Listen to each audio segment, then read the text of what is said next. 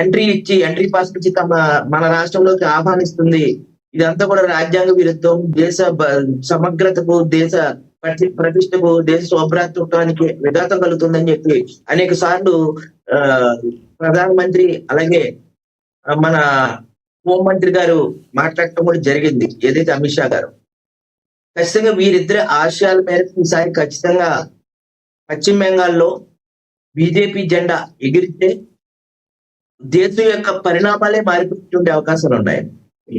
అంటే అయ్యప్ప గారు, ఇక్కడ ఇంకొకటి, ఒకవేళ టక్ ఆఫ్ ద వార్ ఏదన్నా జరిగితే ఈ యొక్క తెలుసు కదా ఎమ్మెల్యేలని ఏ రకంగా వాళ్ళ కోసం ప్రయత్నాలు చేస్తారు అనేది, దానికి దీదీ గతంలో నుంచి కూడా ఆరితేరిన వ్యక్తి.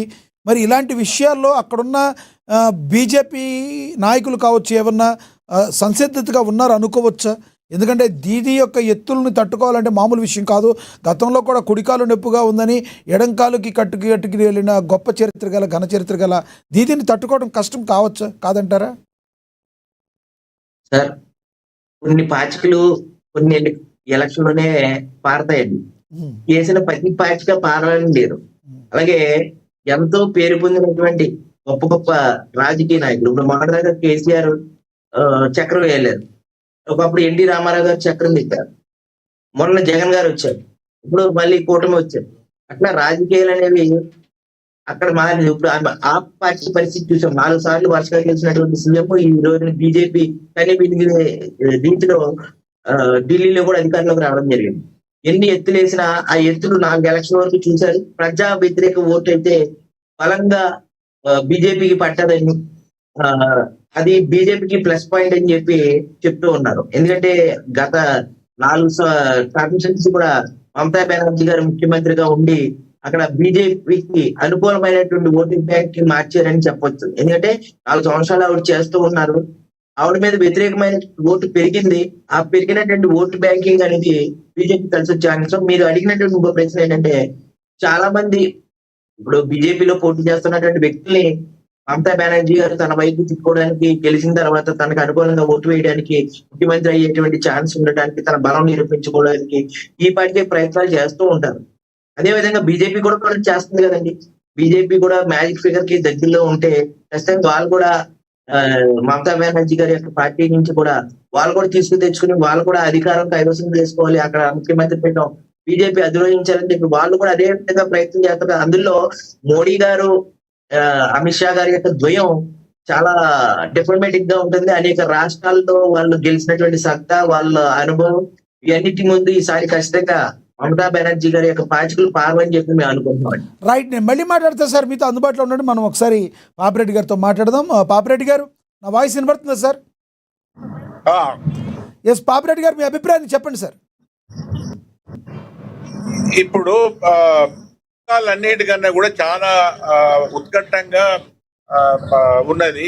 ఎందుకంటే మిగతా అన్ని కూడా దాదాపుగా ఒక లెవెల్లో అస్సాము కానీ, కేరళ కానీ, లేకపోతే యూనియన్ టెరిటరీ అయిన పుడుచ్చేరిలో కానీ క్లియర్ గానే ఉన్నది.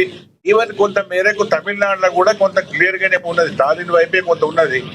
ఒకవేళ డార్క్ హార్స్ విజయన్ ఏమన్నా కొంత చేయగలుగుతుంది తప్ప తమిళనాడులో కూడా. పాపిరెడ్డి గారు, మీ ఫేస్ హాఫే కనబడుతుంది, కొంచెం మొబైల్ ని సరిగ్గా పెట్టుకుంటారా? రైట్, కంటిన్యూ చేయండి.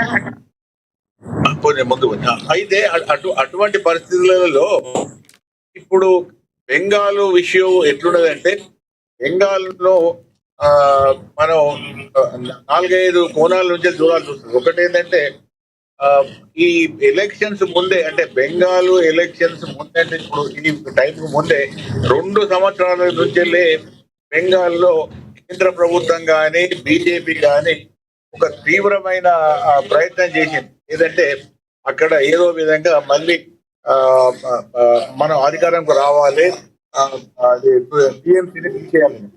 అది వాళ్ళకు బంగ్లాదేశ్ లో జరిగిన అనేకమైన ఇన్సిడెంట్స్, అంటే అక్కడ ప్రైమ్ మినిస్టర్ ను తీసేయడము, మహమ్మద్ యూనిస్ ఆధ్వర్యంలో ఇంట్రీమ్ గవర్నమెంట్ రావడం, ఆ గవర్నమెంట్ మొత్తం బంగ్లాదేశ్ లో ఉన్న హిందువుల మీద అటాక్ చేయడము, ఆ తర్వాత ఇంకొకటి ఏంటంటే యాంటీ ఇండియా పాలసీస్ తోని దాన్ని బీజేపీ చాలా విజయవంతంగా తనకు అనుకూలంగా మలుచుకొని బెంగాల్లో హిందూ సెంటిమెంట్ ను బాగా రెచ్చగొట్టడం జరిగింది. ఎందుకంటే బంగ్లాదేశ్ లో హిందువులను చాలా మటుకు అటాక్ చేయడం, కొందరు చంపడం, ఆ తర్వాత యాంటీ ఇండియన్ స్టాండ్ కూడా బంగ్లాదేశ్ తీసుకోవడం, ఇవన్నిటితో జరిగింది ఏంటంటే అక్కడ కొంత మేరకు బీజేపీకి అనుకూలమైన నేపథ్యం రావడం జరిగింది.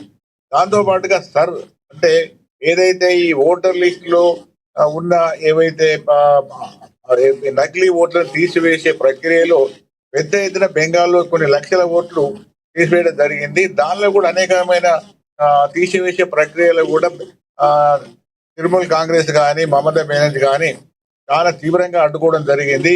అక్కడ బెంగాల్ పోలీసులను కానీ బెంగాల్ యంత్రాంగాన్ని కానీ వాడుకున్న సమయంలో కేంద్ర ప్రభుత్వం మళ్ళీ వాళ్ళ యొక్క యంత్రాంగంతో దాన్ని అడ్డుకోవడం, అంటే ఒక విధంగా కేంద్ర ప్రభుత్వానికి రాష్ట్ర ప్రభుత్వానికి మధ్య ఒక విధమైన తీవ్రమైన ఘర్షణ ఎలక్షన్ ముందుకు రావడం జరిగింది. ఆఖరికి బెంగాల్ గవర్నమెంట్ ఎంత దూరం ఏంటంటే 8 మంది జడ్జెస్ ను కూడా వాళ్ళు ఒక రోజు బంధించి పెట్టే పరిస్థితి దాకా పోయింది. కాబట్టి సుప్రీంకోర్టు కూడా ఇన్వాల్వ్ అయింది. అంటే ఇవన్నీ కూడా ఎలక్షన్స్ లో ఇన్వాల్వ్ అయినాయి. ఒకటి ఏంటంటే యాంటీ ఇన్కంబెన్సీ, అంటే ప్రభుత్వ వ్యతిరేకత, ఆమె మొండి తనం, ఇవన్నీ కొంత కారణం అయితే బీజేపీ రాజకీయ వ్యూహం ఏదైతున్నదో హిందువులను కన్సాలిడేట్ చేయడం అన్నది ఈసారి బీజేపీ బంగ్లాదేశ్ లో జరిగిన సంఘటనలు ఆసరంగా చేసుకుని పెద్ద ఎత్తున ఇక్కడ వెస్ట్ పాపిరెడ్డి గారు మీరన్నట్టు రోహింగ్యాల్ని అరికట్టడంలో బంగ్లాదేశ్ నుంచి ఇండియాలోకి చొరబాటుదారును అడ్డుకట్టడంలో ఈసారి కొంత బీజేపీ కానీ కేంద్ర ప్రభుత్వం కానీ సక్సెస్ అయింది అనుకోవచ్చా? ఎందుకంటే బయట అనేక విధాలుగా వస్తున్నాయి. మొసళ్లను అదేవిధంగా బోర్డర్లలో విషపూరిత పాములు కూడా వదిలేరు అని వాస్తవం ఉందంటారు దీనిలో?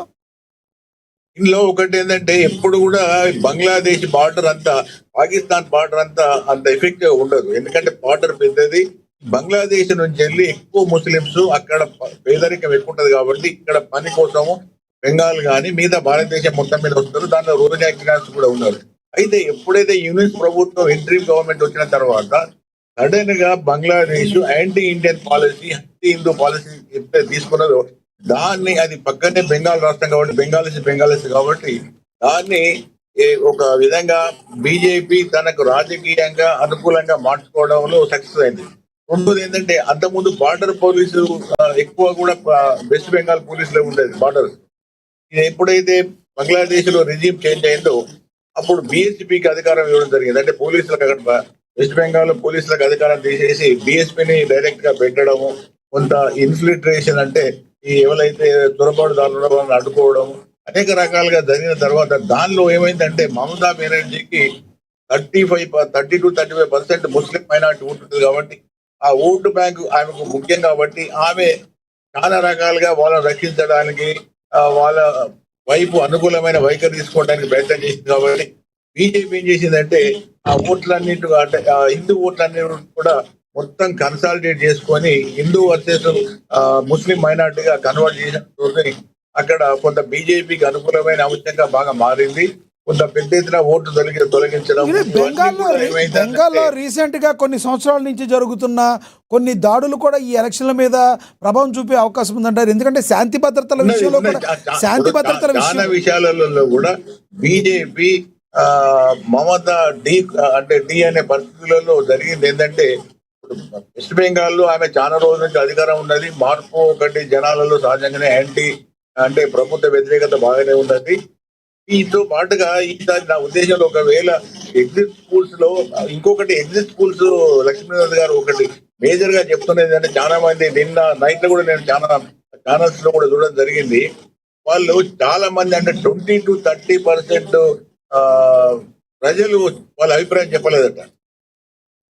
మీరు ఏ పార్టీకి ఓటేసిందంటే మేము చెప్పమని చెప్పినట్టు, అంటే అక్కడ ఒక విధమైన భయానకమైన పరిస్థితి ఉన్నది. అంటే ఓట్లు వేసిన తర్వాత ఏ పార్టీకి మేము ఓటేసినామని చెప్పే పరిస్థితి కూడా లేదు కాబట్టి వాళ్ళు చెప్పలేదు. కాబట్టి మాకు చాలా మట్టుకు ఈ ఎలక్షన్ ఏదైతే మేము ఎగ్జిట్ పోల్స్ లో చెప్పినామో అది ఎంతవరకు నిజమవుతుందో కూడా మాకు తెలియని పరిస్థితి అని కూడా కొన్ని పెద్ద సంస్థలు కూడా చెప్పడం జరిగింది. కాబట్టి నా ఉద్దేశంలో ఈ ఎలక్షన్స్ 2-3 విషయాలలో ఏంటంటే ఇప్పుడు బీజేపీ వాళ్ళేమో హిందువులన్న దాని పేరు మీద ఓటును కన్సాలిడేట్ చేయడానికి ప్రయత్నం చేస్తే ఈ మమతా బెనర్జీ గారు ఏం చేశారంటే Bengal for Bengalis, not for Delhi people, అంటే అంటే బెంగాల్ అన్న కార్డును, రీజనల్ కార్డును, బెంగాలీస్ కార్డును వాడడానికి తీవ్రంగా ప్రయత్నం చేసింది. అయితే ఈ రెండు కూడా powerful cards, Hindu card powerful card, Bengal card powerful కార్డే కాబట్టి ఈ రెండిట్లలో ఏది బాగా పనిచేస్తుంది అనేది రేపు 4 ఎలక్షన్స్ లో ఏమేమిలో ఓట్లది బయటకు వచ్చిన తర్వాత తెలుస్తుంది. ఒకటి ఏంటంటే ఫస్ట్ టైం మమతా బెనర్జీ 100% గెలిచే అవకాశం లేదు, ఎక్కువ శాతం బీజేపీకి గెలిచే అవకాశం ఉండదు అనేది ఒక ఎగ్జిట్ పోల్స్ లాగా అనుకోవచ్చు. మిగతా విషయాలలో కూడా కొంత రావడం జరిగింది కాబట్టి అది ఒక విధంగా అదే జరిగితే మాత్రం బీజేపీ